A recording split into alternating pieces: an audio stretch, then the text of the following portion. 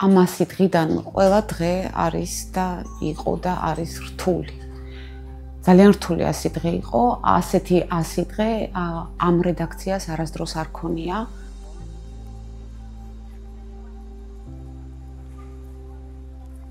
ჩვენი გამოცემის დამფუძნებელი და დირექტორი ახლა არის ციხეში და ყოველ დღე ეს ფიქრი ჩვენ ცხადია არ გშორდება და ამ ნიუსრუმში ყოველ დღე საუბრობთ მზიაზე.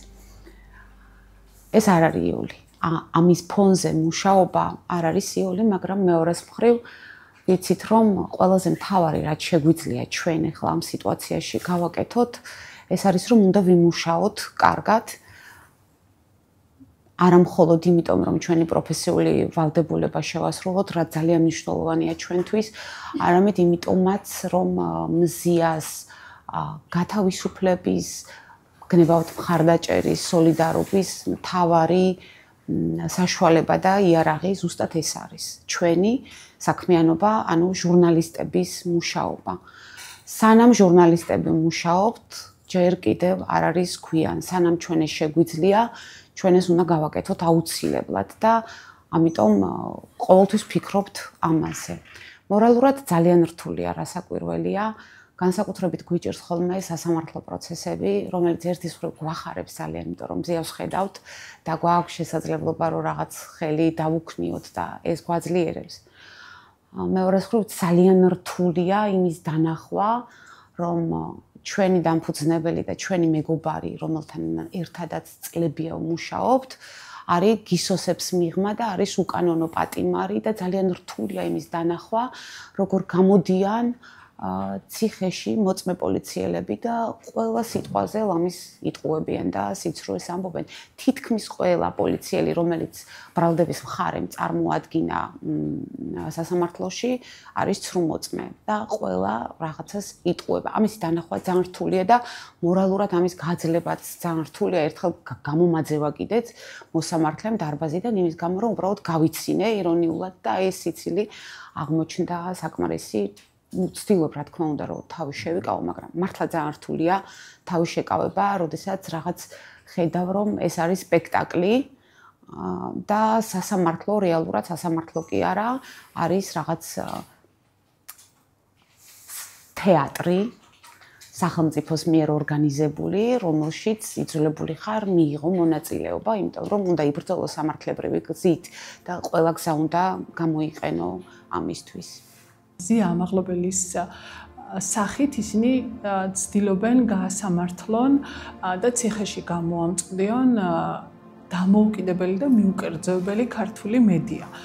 სულ რამდენიმე მედია პლატფორმაა საქართველოში, რომელიც თავისუფალია პოლიტიკური და ბიზნეს გავლენებისგან, მათ შორის არის ერთ-ერთი მთავარი გამოცემარი ბათუმელები, რომელიც ყველა ნაირი პოლიტიკური ზეგავლენისგან თავისუფალია. ბათუმელები არის მედია, სადაც ისმის ადამიანების ხმა, უსახლკაროების ხმა, მარტოხელა დედების ხმა, სოციალურად დაუცველების ხმა. ეს ხმა აწუხებს ქართულ ოცნებას. სიღარიბის ხმა აწუხებს. იმიტომ რომ ქართული ოცნება ფურცელზე წერს, რომ ქვეყნის ეკონომიკა იზრდება. ამას წერს. და ხმა, რომელიც ბათუმელებიდან და ნეტგაზეთიდან ისმის, ადამიანები არიან, ტროლები კი არ არიან, რეალური ადამიანები არიან, რომლებიც ამბობენ, რომ უჭირთ, გაღარიბდნენ, რაღაცა სახლი არ აქვთ და ეს ყველაფერი პრობლემაა ქართული ოცნებისთვის. ამიტომ ვფიქრობ, რომ ქართული ოცნება მზია ამაღლობელის გასამართლებით ასამართლებს ქართულ დამოუკიდებელ მედიას. მაგრამ რა მოხდა, ანუ რა მიიღეს? ჩვენ არ გავჩერდით, ვერ გავჩერდებით, იმიტომ რომ აქ დამოუკიდებელი ინდივიდები ვმუშაობთ, ადამიანები ვმუშაობთ, ვისთვისაც საქმე, რომელსაც ვაკეთებთ, არის ღირებული. ამას ხელფასისთვის კი არავინ აკეთებს. მართლა ასე გჯერა, რომ მე მჯერა, რომ თუ ჩემს ამუშაო დღეს დავუთმობ ერთი უფლებადარღვეული, სოციალურად გაჭირვებული ან არ ვიცი, რაიმე ფორმით პრობლემის მქონე ადამიანს რაღაცა ღირებულს ვაკეთებ. განცდა რომ სხვას ეხმარები, სხვა ადამიანს ეხმარები შენი საქმიანობით არის ძალიან მნიშვნელოვანი განცდა. ამას ქართული ოცნება ვერ წაგვართმევს. სიმართლე, ანუ ჩვენი ამოსავალი რა არის, რომ სიმართლე მივიტანოთ საზოგადოებამდე, ხო? სიმართლეს რაც არ უნდა პროპაგანდა აწარმოო, რაც არ უნდა ტყუილით შეფუთო ყველაფერი, სიმართლეს ვერ გადაფარავს. რატომ აწყობს ივანიშვილს ეხლა რომ ზიამაღლობელი ჟურნალისტი იყოს კისოსებს მიღმა ციხეში? ეს მას რატომ აწყობს თქვენ აზრით? რატომ აწყობს და ვაშინებს მაგალითად, ვაშინებს. რა ვიცი. ეს ხალხი ვეპეს ვეღარ იტყვის ეს ხალხი. ზიასავით არ მოგვახულდა, მოახუჩოლა დაიჭირონ და რა ვიცი. ალბათ ასე. მე ხომ რიგიჩი მოქალაქე ყოფილება, ალბათ მე სკულაცულებდი მაგდით. მე არ ვიცნობ მაგდით, იმიტომ რომ ახლა ადამიანმა მორალურად შეგეხოს აგერ ქუჩაში გულაცუნებ კაცს და რა ვიცი, არ ვიცი, შეიძლება არ იყო მართალი, შეიძლება მაგრამ ზია მართალი. რატომ გამოიჩინა მაშინ ასეთი კაცი მიდგომა ქართულ მოუწევ, როცა ძალიან მძიმე კატეგორიის თანაშაულზე დავიან 4-დან 7-მდე თავისუფლების აღკვეთა ელოდება ზიას. შეგვაშინონ ამ ზოგადად ადამიანებს სახელმწიფოს იმისთვის არის, რომ მისი რეჟიმი უნდა გაატაროს. ანუ ზიამაღლობელის დაპატიმრებით ცდილობენ რომ ხალხი შეგვაშინონ? არ შეგვაშინონ, რა ვიცი, ახლა რომელი ვარიანტიც საჭირო იქნება ისე აკეთებენ, იმიტომ რომ თვითონ სახელმწიფოა და ხალხი შეაშინონ ჟურნალისტები შემდეგ საზოგადოება ხალხი. 37 წელი მაგრე არის შემოკარგოს. გამოუვათ ეს რომ შეშინდება ხალხი? არ ვიცი ახლა, მაგრამ არ უნდა გამოვიდეს, იმიტომ რომ როგორ შეიძლება მაშინ ხალხი აღარ ვენდობით მას. მე რომ დილით მიხარიო სამსახურში გავდივარ და თითეული ადამიანის გვერდში ვიყო, უნდა ექთანი ქალი ვარ. მე იმ ჩემში უნდა გქონდეს წმენა ადამიანს, რომ მე რაღაცა არ თავობის სახელმწიფოდან მომდივარ. 2001 წელს დაარსდა ბათუმელები ბათუმში და ამ გამოცემის დაარსება ზოგადად არის ძალიან უცნაური ამბავი, იმიტომ რომ ბათუმელები დაარსდა გარემოში, სადაც წესით თავისუფალ მედიას გადარჩენის არანაირი შანსი არ ჰქონდა. იმიტომ რომ მოგიხსენებათ, მაშინ აჭარაში იყო ასლან აბაშიძის რეჟიმი, კონკრეტული ავტოკრატი მართავდა რეგიონს და ამ სივრცეში, სადაც კონტროლდებოდა, არ ვიცი, აბსოლუტურად ყველაფერი, წვრილმანების ჩათვლით.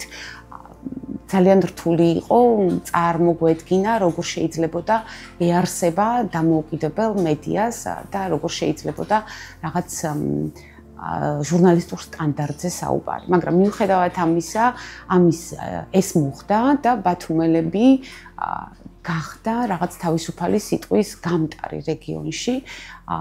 პირველივე პრინციპში დღიდან დაიწყო მასზე, გამოცემაზე ზეწოლა. ეს იყო სხვადასხვა სახის ზეწოლები, მათ შორის ერთი პერიოდი გაზეთს საერთოდ რეგისტრაციაც კი გააუქმეს და ბათუმელები იძულებული იყო გამოსული იყო სპორტული გამოცემის სახით. ამ გაზეთის რედაქციის ისტორიაში ესეთი მაგალითიც არის, კი გამოდიოდა რაღაც რამდენიმე ნომერი იყო სპორტული გამოცემა, ან მთავარი იყო, რომ არ გავჩერებულიყავით და ეს მოახერხა ბათუმელებმა. შემდეგში იყო ფიზიკური ზეწოლის შემთხვევები ცალკეულ ჟურნალისტებზე და არაერთი სხვათა შორის. შემდეგ შეიცვალა მთავრობა, მოვიდა სააკაშვილის მთავრობა, ნაციონალური მოძრაობის მთავრობა და ეს ზეწოლები თავიდან შეწყდა, შემდგომში უკვე 2008 წლის შემდეგ განსაკუთრებით ზეწოლა გაძლიერდა, მას შემდეგ რაც დაიწყო ზოგადად ზეწოლა მედიაზე. ბათუმელების რედაქცია არის კარგი საილუსტრაციო მაგალითი იმის, თუ როდის იწყებს საქართველოში ხელისუფლება მედიის შევიწროვებას, იმიტომ რომ თავიდან ყოველი ახალი ხელისუფლება ბათუმელებთან კარგად იწყებს საკმაოდ თანამშრომლობას, ისევე როგორც სხვა მედიებთან ალბათ. პრესამსახურები გესაუბრებიან, ინფორმაციას მეტნაკლებად გაწვდიან, მაღალი თანამდებობის პირებთან ინტერვიუების ჩაწერას ახერხებ და შემდგომში ეს წრე რესპონდენტების თანდათან ვიწროვდება, პატარავდება და იღებ უფრო და უფრო მეტ ვარს, უფრო და უფრო მეტ მკვახე პასუხს, უფრო და უფრო მეტ ზეწოლას და რაღაც კონდიციამდე მიდის ეს ყველაფერი. აი ეხლა სანამდეც მივიდა სიტუაცია, ამ სიტუაციაში ჩვენ ჯერ არ ყოფილვართ და ეს არის ერთგვარი სანიშნე, აი რა მოხდება ამის შემდეგ, ეს ძალიან მნიშვნელოვანია. მე გულახდილად აი პირდაპირ ვამბობ, რომ ჩემთვის დემოკრატიის საზომი ამ ქვეყანაში არის ბათუმელების რედაქცია. არა მხოლოდ იმიტომ, რომ აქ ვმუშაობ, არამედ იმიტომ, რომ ძალიან კარგად ვიცნობ ამ გამოცემის ისტორიას. თუ ბათუმელები ვერ შეძლებს მუშაობის გაგრძელებას, თვლი რომ ამ ქვეყანაში დემოკრატია საბოლოოდ დასრულდა დიდი ხნით. ვიმედოვნებ, რომ ეს ასე არ მოხდება და ვიმედოვნებ, რომ რაც შეიძლება მალე შევძლებთ მზია ამაღლობელის ამ გამოცემის დამფუძნებლის საპრობლემიდან დახსნას უკანონო პატიმრობიდან. რაც შეეხება ქართულ ოცნებას, ისინი მიზან მიმართულად იტყუებიან. ქართული ოცნების აი კონკრეტული სახელებით და გვარებით, მაგალითად, სოზარ სუბარი ამბობს, მზია ამაღლობელმა გააკრა სტიკერი პოლიციას ზურგზე. ეს არის ტყუილი, რადგან არსებობს ლაივ კადრები, უწყვეტი კადრი, ეს რამე დამონტაჟებული კადრი კი არ არის.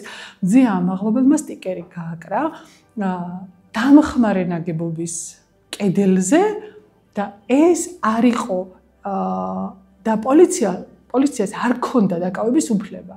ანუ იმ მომენტში 11 იანვარს, როცა პირველად დააკავეს მზია ამაღლობელი, იმ წამსვე დაირღვა მისი უფლება, ისევე როგორც დაირღვა სხვა დაკავებული 10 ადამიანის, 9 ადამიანის უფლება. იმიტომ რომ ეს ადამიანები ისეთი ქმედებისთვის დააკავეს, რისი უფლებაც ჰქონდათ, ანუ სტიკერი რო დაეკრათ, ამის უფლება ჰქონდათ და პოლიციას არ ჰქონდა მათი დაკავების უფლება. ირაკლი კობახიძე ამბობს, რომ თითქოს მზია ამაღლობელმა სტიკერი გააკრა პოლიციელს ზურგზე.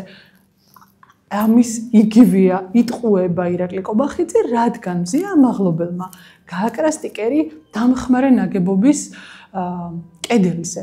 რატომ იტყუება ქართული ოცნება? ვერ ყიდიან სილის გაწვნას. რატომ უნდა მიუსაჯონ ქალს 4 წელი მინიმუმ და სავარაუდოდ უფრო მეტს ფიქრობენ ალბათ, იმიტომ რომ წინასწარ დაწერილი აქვთ ალბათ ეს განაჩენიც, იმიტომ რომ ყველაფერი ფორმალობა ამ ქვეყანაში. საკუთარ ამომრჩეველზე ვერ ყიდიან ამას, რომ როგორ შეიძლება 4 წელი, მინიმუმ 4 წელი და მაქსიმუმ 7 მიუსაჯო სილის გაწვნისთვის ქალს, რომელიც იყო სრულიად, ასე ვთქვათ, პროვოკაციული გარემოს შედეგი. ეს არ იყო დაგეგმილი არც ერთ შემთხვევაში, ეს ჩანს. ადამიანი გამოვიდა ადმინისტრაციული პატიმრობიდან და მის თვალწინ დაუკავეს 2 ახლობელი. დააკავა პოლიციამ აბსოლუტურად 7 და წყნარ გარემოში ყველა მიცის ხო ეს ფაქტები.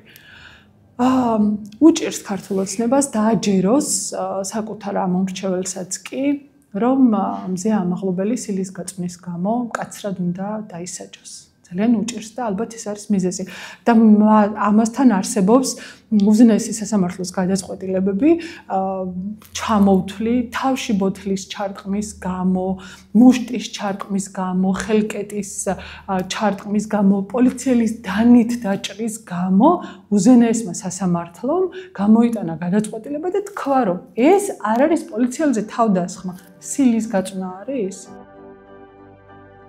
რომ მედიას ოდესაც მოაშთობენ საბოლოო დღისით გაკეთებაც უნდათ. დავუკიდებო ჟურნალისტებს, როცა ჩასვამენ ციხეში.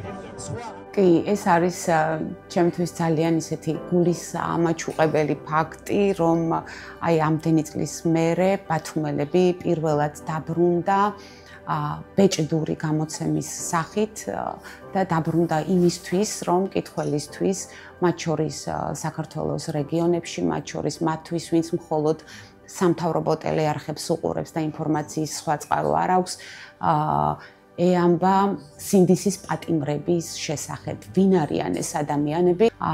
ეს ბათუმელება შეძლო გამოცემა ინდიგოსთან ერთად, რომელიც შესანიშნავი გამოცემა და რომელიც ასე ვთქვათ, აორგანიზებს ამ ყველაფერს ჩვენთან ერთად და ბათუმელების ახალბეჭდურ გამოცემაზე მუშაობენ ჟურნალისტები სხვადასხვა მედია გამოცემებიდან.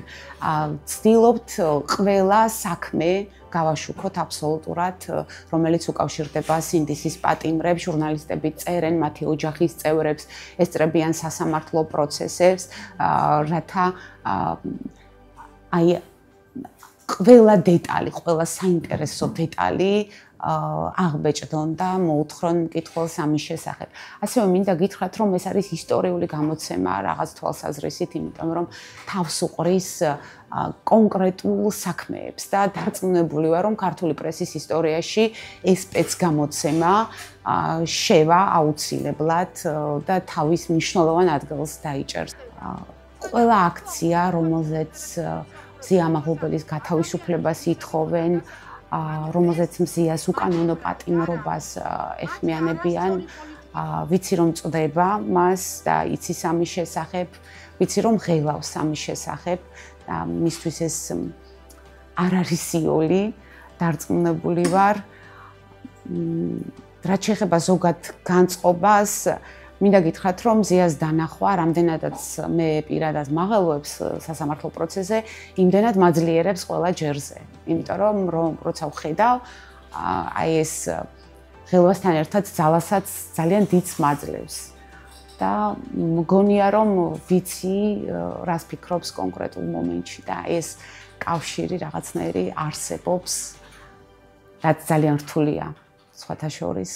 მაგრამ ძალიან საჭიროა ჩემთვის პირადად და ვფიქრობ მისთვისაც.